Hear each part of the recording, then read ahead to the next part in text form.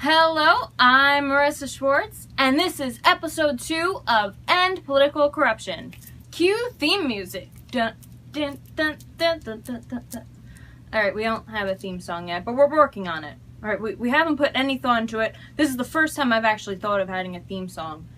But, you know, it can happen. Some kind of catchy political corruption, put it into it. I don't know. That's going to take a lot of work. Probably won't get that far until episode 20 or 200. Theme songs are hard. Anyway, we're not here to talk about theme songs. We are here to talk about political corruption and putting an end to it. So the theme of today's episode is 5 politicians who were corrupt, because if there's anything that we can learn from history, it is that you should not repeat it if it didn't work out. So we should learn from these corrupt politicians that what they did kind of messed up a lot of stuff in the country, and we don't want to repeat that. So these are 5 politicians who were pretty shady. This first guy, I don't know if you've ever heard of him.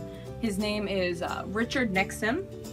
And yeah, actually, it amazes me every time I hear somebody say he was a good president. Okay. Mr. Nixon said he was not a crook, but in fact he was very much a crook. He's actually probably the most well-known on this list because he was sitting president of the United States when he got into these illegal dealings. There have been countless corruption accusations thrown at him, thrown at politicians over the years, and there's irrefutable proof that Mr. Nixon was involved in a lot. In the 70s, you know, Watergate, I wrote I think it was a 5-page essay on Watergate after reading Nixon's biography. When I was in 7th grade, I was fascinated with Nixon back then. Not so fascinated anymore, now just kind of sick. But in the 70s, burglars were caught breaking into the Democratic National Committee headquarters at the Watergate complex in Washington. And what followed were tales of wiretapping and many illegal activities. You know the story, and it led to his impeachment in 1974.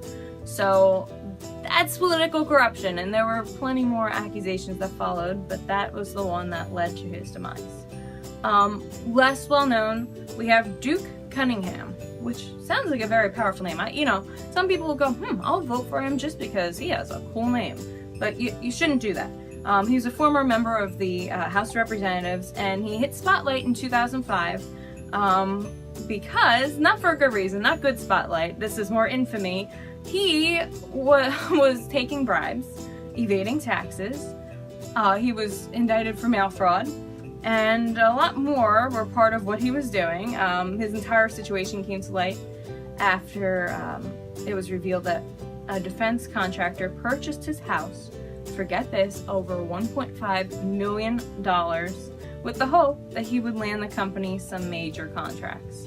So yeah, Mr. Cunningham, another politician who gives all politicians a bad name, which is unfortunate because there are good politicians out there, but there are bad seeds like this that, you know, just really destroy what we work for in our country.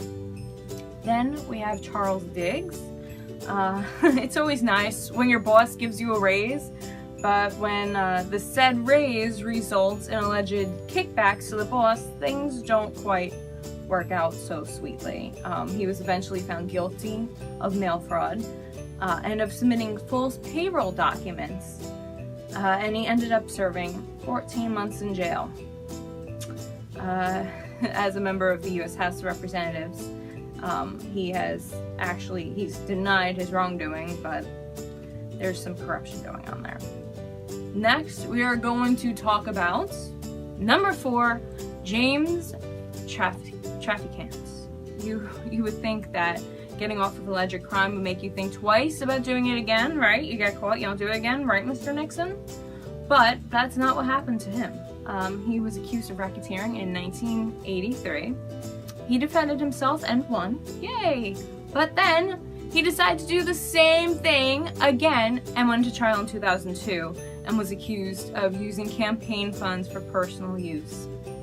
And he wasn't so lucky in that trial. He ended up in prison. And see, that's unfortunately that's where a lot of political corruption happens, is these politicians use money that is supposed to go towards their campaign. They're using it for personal funds, and that's just not okay.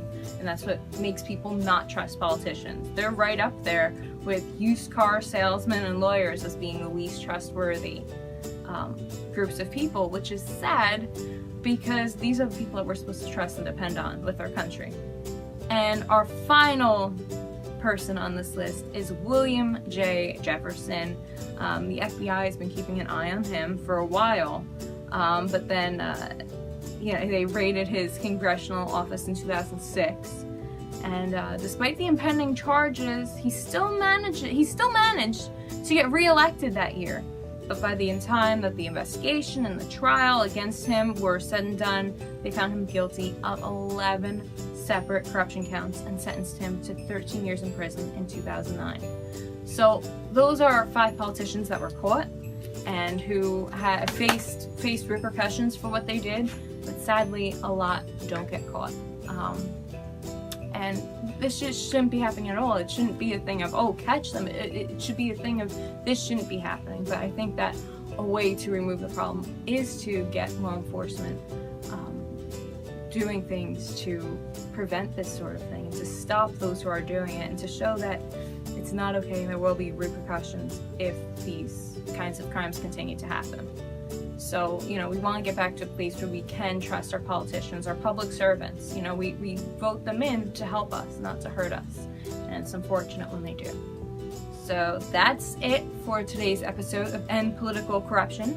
Make sure to follow us on our social media and stay tuned, because in 2 weeks, next Monday after next, we will have episode 3 up, and it's going to be a good one. So check it out, subscribe to our channel, see you there.